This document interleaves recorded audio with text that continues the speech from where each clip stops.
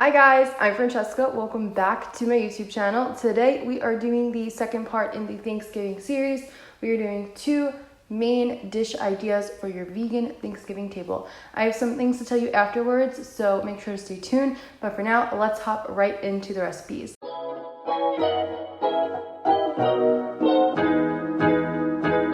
To start this off, we're using extra firm tofu, and if you don't know this little hack, just take a knife, cut into the plastic, and then you can spill that water out into your sink, and then you can open up the rest of your tofu, and there's not really that much water in there, and it won't make a giant mess. So I'm going to take that tofu and just put it on a paper towel, give it a little squeeze. You can give it a full press if you want by placing a heavy object on it, putting it in a tofu press, but I just kind of squeezed it a few times in the paper towel, and it got out more than enough water, so that was fine.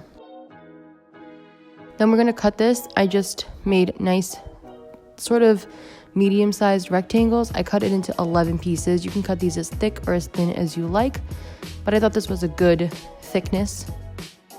So then we're going to put the tofu into a dish. And now we're going to pour some veggie broth over this. We're going to use the juice of half of a lemon. Make sure there are no pits. Then we're going to add in some fresh rosemary, some fresh thyme, and doing this is going to give it the flavors that turkey is usually seasoned with, so it kind of has a turkey-ish flavor.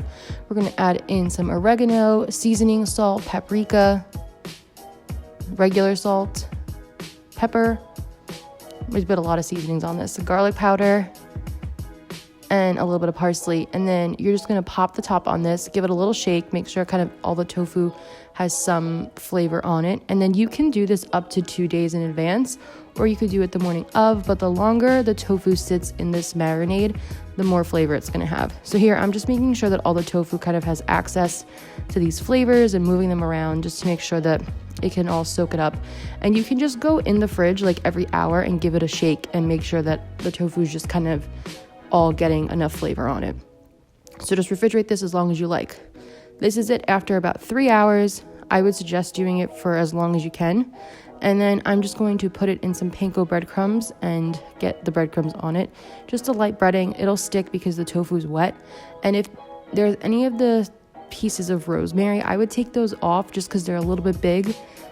But otherwise, everything else, like the seasonings, are fine on there because they're a lot smaller. Just the rosemary is kind of big. So I'm just taking that tofu and then I'm going to place it on a baking sheet lined with parchment paper.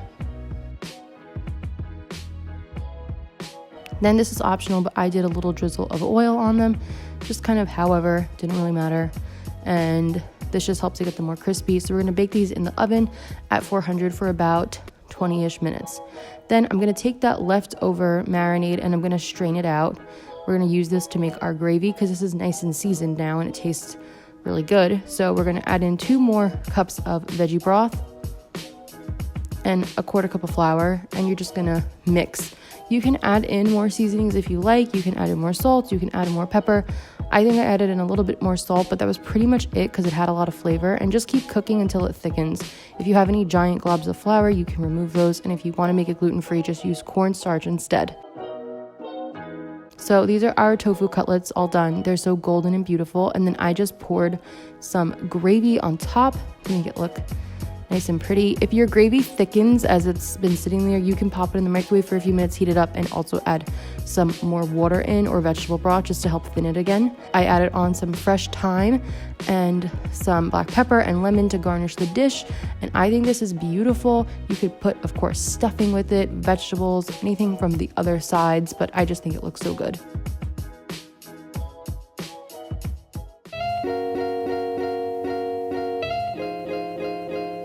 So to start off the shepherd's pie, we are going to chop up 3 russet potatoes. I obviously also already peeled these. And basically, this is just going to be used to make mashed potatoes. So cut them as big or as little as you like.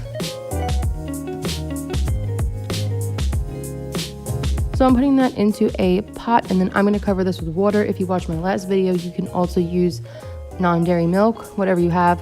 I didn't have that much non-dairy milk left, so I just used water. And we're just going to boil these until they're soft.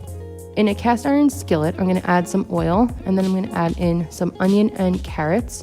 and just mix those around. We're gonna cook this for about 5 minutes until they're nice and soft.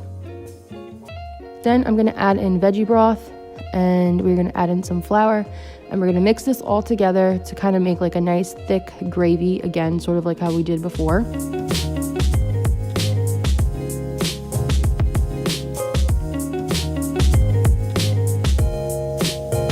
So after it looks something like this, I added in another half cup of veggie broth, mixed it all around again. Then I added in 1 cup of cooked lentils, some frozen corn, and frozen peas. Gonna give that a little toss around to get everything coated in the mixture. And because lentils really like to soak up liquid, I decided to add in another half cup of vegetable broth because we want this to be nice and wet. We don't want it to be dried out. And then we're gonna add in some soy sauce, some tomato paste. You can also add vegan Worcestershire if you have that. I didn't have any and I couldn't find any, so I didn't. You could add in some red wine if you like. There's a tons of ways to do this, but I did it just in the most easiest way. And then I added in a few little bits of fresh thyme, some salt, garlic powder, and pepper. And that's pretty much it. I just mixed this all up. I kind of let it cook for a little bit. And I did this in the cast iron skillet because I wanted to bake it in the skillet. You can transfer this into a glass baking dish or casserole dish, but it eliminates a dish cleaning, if you know what I mean. And then I just gave it a taste, and I added in a little more garlic powder and salt. Make sure to taste this, make sure it has flavor, make sure you like how it tastes. This is all cooked, it's fine to eat. So now back to our potatoes. They're all cooked, so I added in some almond milk and vegan butter and salt, a little bit of black pepper, and just using the back of my fork, I'm gonna mash until it's nice and smooth.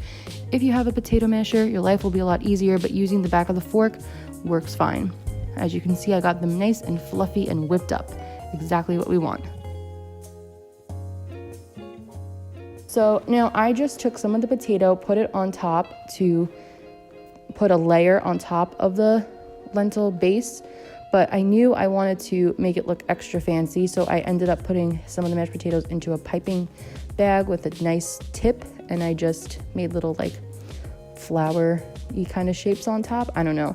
This is very extra, and you don't have to do this if you don't want to, but honestly, it's so easy to pipe mashed potatoes. So I think you could do this if you wanted to, and I think it looks really pretty. Otherwise, just put them all on top and just kind of make a little design with your spatula. So this is it all done. We're gonna bake this in the oven at 400 for about 15 to 20 minutes, or until the tops turn nice and golden brown. I garnished it with some fresh thyme again. I'm kind of obsessed with fresh thyme lately. I just think it looks so pretty, and that is it, all done. So those were our 2 recipes. I really hope you enjoyed them. They're both so delicious.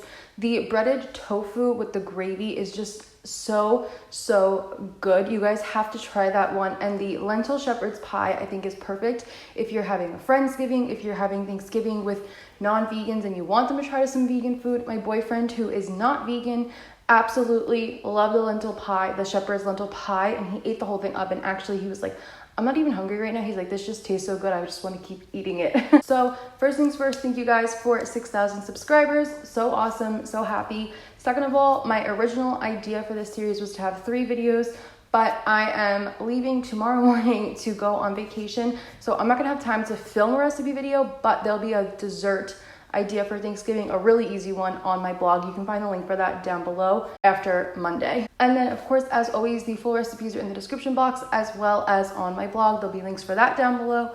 I want to say thank you guys so much for all the support and love. Seriously, it means the world to me. I hope you all have a happy Thanksgiving if you celebrate. If you don't celebrate, make some yummy food for yourself anyway. I am going to be taking a little break. I will be back on December 1st to start Veganmas, so please let me know if you have any holiday video ideas that you want to see. I did a bunch last year, so just if you want to give that playlist a glance over before you ask for something, I might have already done it, but yeah, I am going to, well, hopefully the plan is to put out a video every single day from December 1st to December 24th, I guess, 25th. I don't know, but we'll see how that goes. But yes, if you have any ideas for those, if you want to see anything special, please let me know. And yeah, thank you guys so much for watching, for your love. I'm thankful for you guys, and I will see you back on December 1st. Bye.